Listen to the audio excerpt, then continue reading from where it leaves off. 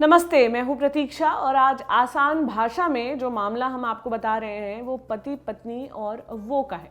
पति पत्नी के रिश्तों में अगर कोई तीसरा एंगल जुड़ जाए तो क्या ये मामला आपराधिक बन जाता है? 2 साल पहले तक यही माना जाता था। साल 2018 में सुप्रीम कोर्ट का एक लैंडमार्क फैसला आया। इसमें व्यभिचार यानी एडल्ट्री को अपराध की श्रेणी से बाहर निकाल दिया गया। आखिर ये एडल्ट्री क्या है और इसके कानूनी पहलू क्या है, समझेंगे आसान भाषा में। आज हम सो कॉल्ड बेवफाई का एक किस्सा क्यों सुना रहे हैं? बात सिर्फ इतनी सी है कि जहां आम लोगों पर से व्यभिचार का कानूनी चाबुक सुप्रीम कोर्ट पहले ही हटा चुकी है, वहीं सेना में ये अब भी बरकरार है।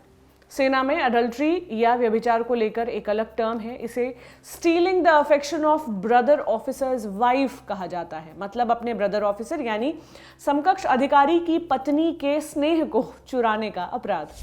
इस कानून के तहत सेना का कोई अधिकारी किसी दूसरे अधिकारी की पत्नी से रिलेशनशिप बनाने का दोषी पाया जाता है तो उसके खिलाफ कोर्ट मार्शल की कार्रवाई हो सकती है।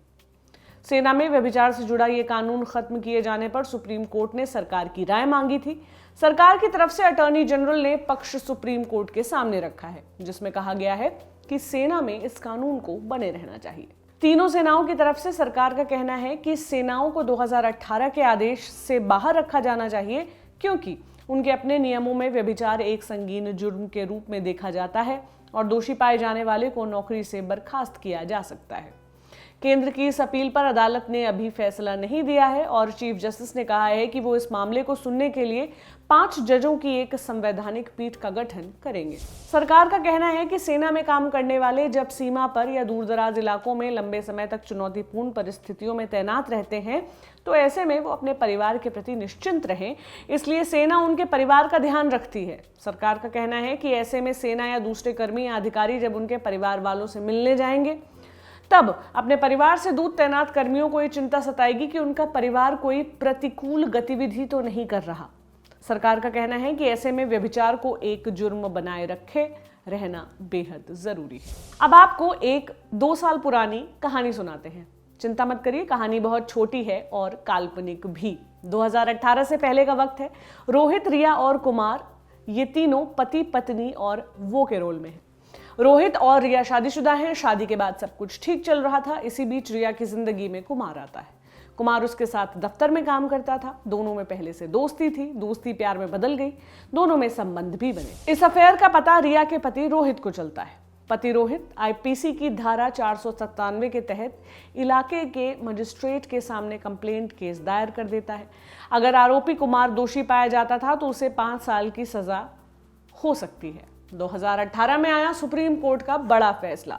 साल 2018 की शुरुआत यानी 5 जनवरी को एडल्ट्री से जुड़ा ये मामला एक जनहित याचिका के तौर पर सुप्रीम कोर्ट पहुंचा। चीफ जस्टिस दीपक मिश्रा की अध्यक्षता वाली सुप्रीम कोर्ट की एक बेंच ने इस जनहित याचिका को संवैधानिक बेंच के पास भेज दिया था। ऐसा भी नहीं था कि एडल्ट्री पर पहली बार सवाल उठाए गए हों। इससे पहले 1954, 85 और 1988 में भी एडल्ट्री पर सवाल पूछे गए थे। साल 2017 में सुप्रीम कोर्ट ने एक मामले पर सुनवाई करते हुए सवाल पूछा था कि सिर्फ पुरुष को गुनहगार मानने वाला एडल्ट्री कानून पुराना तो नहीं हो गया है। वहीं 1954 और 2011 में 2 बार इस मामले पर फैसला भी सुनाया जा चुका है, जिसमें इस कानून को समानता के अधिकार का उल्लंघन करने वाला नहीं माना गया था। सन 2018 में सुप्रीम कोर्ट ने बड़ा फैसला देते हुए कहा कि एडल्ट्री अपराध नहीं है। सितंबर 2018 को सुप्रीम कोर्ट के 5 जजों की बेंच ने एडल्ट्री के खिलाफ कानून यानी धारा 497 को रद्द कर दिया है। अब किसी और की पत्नी से अगर कोई पुरुष संबंध बनाता है तो किसी तरह का केस उस पर दर्ज नहीं होगा।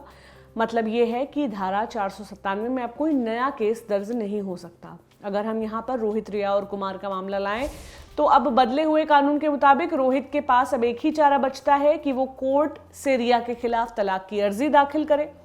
सुप्रीम कोर्ट के फैसले से पहले की स्थिति में रिया के दोस्त कुमार के खिलाफ रोहित एडल्ट्री का आरोप लगाकर केस कर सकता था। दोषी पाए जाने पर कुमार को 5 साल तक की सजा भी हो सकती थी, लेकिन मौजूदा स्थिति में कुमार के खिलाफ केस नहीं बनेगा। रिया के पति के पास कानूनी उपाय तलाक का ही होगा। आईपीसी की धारा 497 में व्यभिचार को बहुत ही अजीब तरीके से देखा गया था। इसमें पुरुष और महिलाओं के मामले में अलग अलग तरह से व्यभिचार को समझा गया था। मिसाल के तौर पर अगर किसी महिला का पति किसी दूसरी महिला से संबंध बनाए और इसमें दूसरी महिला की सहमति हो, तो फिर शादीशुदा महिला अपने पति या फिर दूसरी महिला के खिलाफ कोई शिकायत दर्ज नहीं करा सकती। कानूनी तौर पर अडल्ट्री के मामले में शिकायत सिर्फ पति ही कर सकता है, पत्नी नहीं। यानी महिला के बीच पति या उससे संबंध बनाने वाली महिला के खिलाफ कोई क्रिमिनल केस दर्ज किए जाने का प्रावधान नहीं था। दूसरा जोल ये भी था कि महिला के पति की मंजूरी हो और तब महिला किसी और से संबंध बनाए तो वो अपराध नहीं था। साथ ही पति सिर्फ दूसरे मर्द पर केस दर्ज करा सकता था, अपनी पत्नी पर नहीं। अगर कोई शादीशुदा पुरुष किसी और शादीशुदा महिला के साथ उसकी सहमति से संबंध बनाता है तो ऐसे संबंध बनाने वाले पुरुष के खिलाफ उस महिला का पति एडल्ट्री का केस दर्ज करा सकता था, लेकिन संबंध बनाने वाली महिला के खिलाफ मामला दर्ज कराने का प्रावधान नहीं था। इस तरह के दोहरे मापदंडों के चलते ही सुप्रीम कोर्ट ने इसको गैरकानूनी बता दिया। सेना के मामले में सुप्रीम कोर्ट के सामने सरकार ने stealing the affection of brother officers wife की दलील दी है। इसमें पहले भी जब ये मामला सुप्रीम कोर्ट ने पहुंचा था, सरकार ने इस कानून को बनाए रखने की सिफारिश की थी। सरकार की दलील थी कि इस कानून की वजह से शादी जैसी संस्था सुरक्षित रहती है। केंद्र सरकार ने तब मांग की थी कि उस याचिका को खारिज कर दिया जाए जिसमें धारा 497 की वैधता को चुनौती दी गई है। सुप्रीम कोर्ट को केंद्र ने यह भी बताया कि इस मुद्दे को लॉ कमीशन देख रही है। जिस प्रावधान को चुनौती दी गई है उसे विधायिका ने विवेक का इस्तेमाल कर बनाया है ताकि शादी जैसी संस्था बचाई जा सके। केंद्र का तर्क था कि कानून भारतीय समाज, संस्कृति और उसके ताने बाने को देखकर बनाया गया है। इसको जेंडर न्यूट्रल बनाते हुए अगर महिलाओं पर भी अडल्ट्री का केस चलाया जाएगा तो शादी के बंधन कमजोर होंगे। सरकार की इन दलीलों को कोर्ट ने स्वीकार नहीं किया और धारा 497 को खत्म कर दिया। अब सेना से व्यभिचार के कानून को हटाने पर सुप्रीम कोर्ट सरकार की बात सुनती है या नहीं, ये तो सुप्रीम कोर्ट के इस मामले पर फैसला आने के बाद ही पता चलेगा। आपका क्या सोचना है इस पर मुझे कमेंट बॉक्स में जरूर बताएं। ये जानकारी आपके लिए लाए थे अमित मिश्रा। मेरा नाम प्रतीक्षा है। शुक्रिया।